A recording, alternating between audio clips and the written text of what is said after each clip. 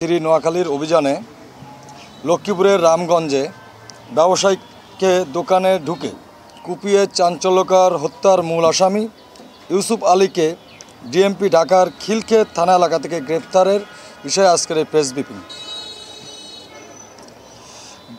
বাংলাদেশ আমার অহংকার এই স্লোগানকে নিয়ে র্যাব প্রতিষ্ঠা লগ্ন থেকে সমাজের বিভিন্ন অপরাধের উৎস উদ্ঘাটন, অপরাধীদের গ্রেপ্তার এবং আইন শৃঙ্খলা সামগ্রিক উন্নয়নে নিরলসভাবে কাজ করে যাচ্ছে।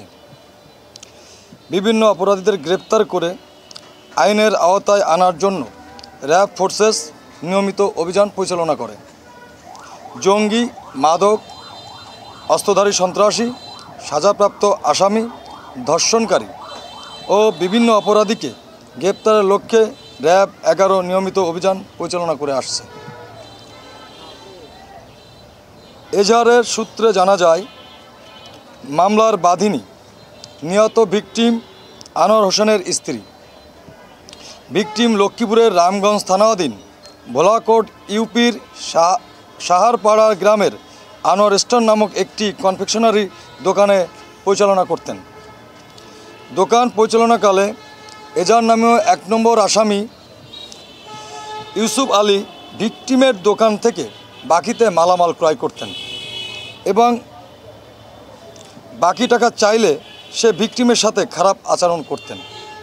এরই প্রেক্ষিতে গত 25/11/2025 সালের আনুমানিক সকাল 8:40 ঘটিকা হইতে আনুমানিক 9 ঘটিকার মধ্যবর্তী সময় ঘটনাস্থল লক্ষ্মীপুর জেলার রামগঞ্জ থানাধীন ভোলাকোট ইউপির সাহারপাড়া গ্রামে ইউসুফের বাড়ির সামনে আনোয়ার স্টোরে 1 নম্বর এজাহার নামীয় আসামি ইউসুফ আলী সহ অজ্ঞাতনামা 4-5 জন আসামিরা এসে পূর্বের ন্যায় বাকিতে মালামাল চায়।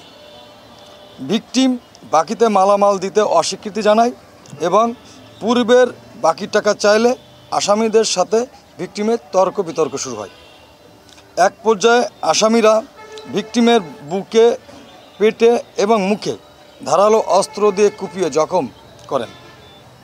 ভিকটিমের চিৎকারে সাক্ষী ও আশেপাশের লোকজন এগিয়ে আসলে আসামিরা ঘটনাস্থল হতে পালিয়ে যায় এবং ভিকটিমকে চিকিৎসার জন্য রামগঞ্জ উপজেলা স্বাস্থ্য কমপ্লেক্সে নিয়ে গেলে কর্তব্যরত চিকিৎসক তাকে মৃত বলে ঘোষণা করেন।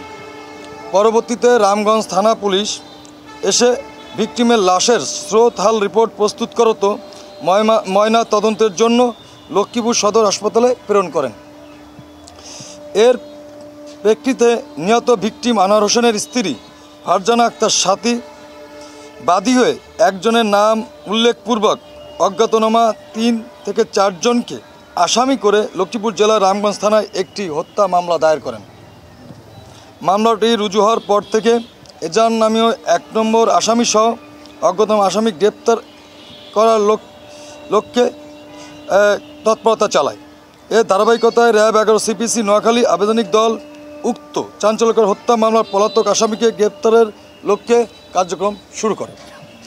এর পরিপ্রেক্ষিতে র্যাব 11 সিপিসি 3 নোয়াখালী এবং র্যাব 1 সদর কোম্পানি উত্তরা ঢাকার যৌথ আবেদনিক দল গোয়েন্দা নজরদারি এবং সুনির্দিষ্ট তথ্যের ভিত্তিতে 26/11/2025 তারিখ অনুমান 1:10 ঘটিকার সময় ডিএমপি ঢাকার খিলক্ষেত থানাধীন নিকুঞ্জ 2 এলাকা হতে বিশেষ অভিযান পরিচালনা করে। উক্ত অভিযানে বর্ণিত সময় এবং স্থান হতে লক্ষ্মীপুর জেলার রামগঞ্জ থানাধীন ভোলাকোট ইউনিয়নের সাহারপাড়া গ্রামের কনফেকশনারি ব্যবসায়ী আনোয়ার হোসেনকে তার নিজ দোকানে ঢুকে কুপিয়ে চাঞ্চল্যকর ঘটনার হত্যা সংক্রান্ত এজাহার নামে 1 নম্বর আসামি ইউসুফ আলীকে পিতা মৃত এরশাদ হোসেন সাহারপাড়া মাইজের বাড়ি 5 নং ওয়ার্ড 9 নং ভোলাকোট ইউপি থানা রামগঞ্জ জেলা লক্ষ্মীপুরকে গ্রেপ্তার করতে সক্ষম হয়। গ্রেপ্তারকৃত আসামির বিরুদ্ধে পরবর্তীতে আইনানুগ ব্যবস্থা গ্রহণের জন্য লক্ষ্মীপুর জেলা রামগঞ্জ থানায় হস্তান্তর প্রক্রিয়াধীন রয়েছে।